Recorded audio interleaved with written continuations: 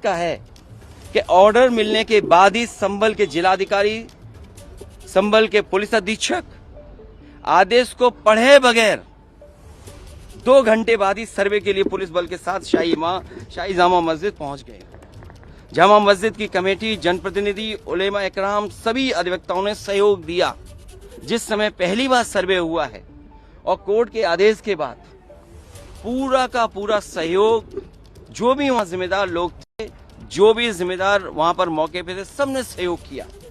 जिलाधिकारी संभल और पुलिस अधीक्षक संभल ने 2.5 घंटे सर्वे के बाद कहा अब सर्वे पूरा हो चुका है और अब रिपोर्ट कोर्ट को भेज दी जाएगी। दिनांक 22/11/2024 फ्राइडे को जुमे की नमाज के लिए लोग नमाज अदा करने के लिए जामा मस्जिद पहुंचे, लेकिन पुलिस प्रशासन ने बैरिकेडिंग लगा दी ताकि लोग नमाज न पढ़ सकें। उसके बाद भी लोगों ने संयम बरता, नमाज अदा की और किसी प्रकार का विरोध प्रदर्शन नहीं हुआ, किसी तरह की विरोध नहीं हुआ। 29 तारीख को कोर्ट की अगली तारीख तय थी। शाही जामा मस्जिद की कमेटी और मुस्लिम समाज के सभी लोग कोर्ट के केस की पैरवी के लिए तैयारी कर रहे थे, परंतु दिनांक 23 तारीख को रात पुलिस प्रशासन द्वारा कहा गया कि 24 तारीख को यानी अगले दिन सुबह को दोबारा सर्वे किया जाएगा। आखिरकार पहले एक बार सर्वे हो गया। ये आदेश पुलिस प्रशासन को किसने दिया कि दोबारा सर्वे आपका होगा, जब पहले सर्वे में सब लोगों ने सहयोग मदद की, पूरा सर्वे हुआ, किसी को आपत्ति नहीं थी सर्वे पर, लेकिन जानबूझ करके आगे शाही जामा मस्जिद की कमेटी और अधिवक्ता ने कहा कि एक सर्वे तो मुकम्मल हो चुका है, अब दूसरे सर्वे की क्या आवश्यकता है। कोर्ट के आदेश का हमने पालन कर दिया। अगर दूसरा सर्वे करना है तो दोबारा आदेश करवाएं, कोर्ट के आदेश के बाद हम दोबारा सर्वे करा देंगे। लेकिन जिलाधिकारी संभल और पुलिस अधीक्षक संभल ने कोई सुनवाई नहीं की और तानाशाही दिखाते हुए और सुबह के वक्त से पहले शाही जामा मस्जिद आ गए। शाही जामा मस्जिद कमेटी और मुस्लिम समाज के लोगों ने फिर भी धैर्य रखा और दोबारा सर्वे के लिए अंदर ले गए। सर्वे के दौरान करीब 1.5 घंटा बाद जब जनता को सूचना मिली तो वो इकट्ठा होना शुरू हो गए। लोगों ने सर्वे का कारण जानना चाहा तो सर्कल ऑफिसर ने उनके साथ गाली गलौज की और लाठीचार्ज करवा दिया, बुरी तरह से जख्मी कर दिया। इसका विरोध करते हुए चंद लोगों ने पत्थर चलाए, जिसके बदले में पुलिस सिपाही से लेकर अधिकारी तक ने अपने सरकारी और प्राइवेट हथियारों से गोलियां चलाई, जिसकी वीडियो रिकॉर्डिंग है, जिसके एवज में दर्जन लोग गोलियों से घायल हो गए। 5 मासूमों जो कि अपने घर से सामान लेने के लिए निकले थे, उनकी मृत्यु हो गई। संभल का माहौल बिगाड़ने में याचिका दायर करने वाले लोगों के साथ पुलिस और प्रशासन के लोग जिम्मेदार हैं।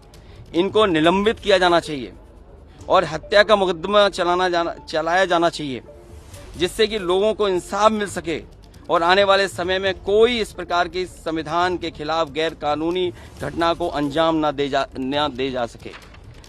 और बीजेपी के लोग ये कह रहे हैं कि संभल को बांग्लादेश बनाना चाह रहे हैं। देखिए, अगर आप बीजेपी की बात मानोगे तो गड्ढे में गिरोगे, जाके बीजेपी की बात मानोगे तो खाई में गिरोगे। बीजेपी वालों से पूछिए, क्या चुनाव कराया था आपने उत्तर प्रदेश में?